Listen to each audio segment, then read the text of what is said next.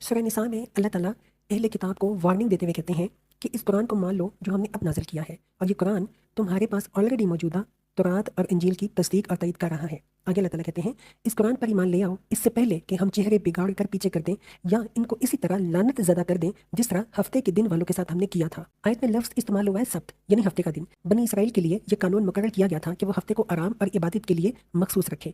हफ्ते के दिन किसी किस्म का दुनिया का काम, इवन के खाने पकाने का काम भी खुद ना करे, ना अपने खादमों से लें।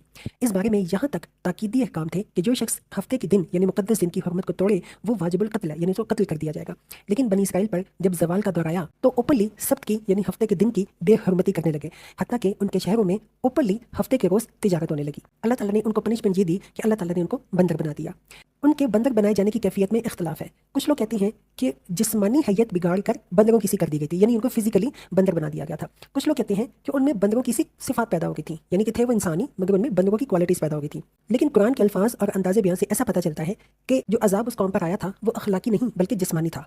और मौलाना मदूदी कहते हैं कि मेरे जहन के मुताबिक उनका दिमाग उसी हालत में ही रहने दिया गया था, यानी जैसे वो थे इंसानी वैसे ही जिसमें वो पहले थे, लेकिन उनका जो जिस्म है वो मसख होकर बंदरों के जैसा बना दिया गया था। अल्लाह ताला फरमाते हैं, या अय्युहल्लज़ीना ऊतुल किताब आमिनू बिमा नज़्ज़लना मुसद्दिक़न लिमा मअकुम मिन क़ब्लि अन नतमिसा वुजूहन फनरुद्दहा अला अदबारिहा औ नलअनहुम कमा लअन्ना अस्हाब सब्त। और इन पे अल्लाह ताला फरमाते हैं, याद रखो कि अल्लाह का हुक्म नाफिज़ होकर रहता है, वकाना अम्रुल्लाहि मफ़ऊला।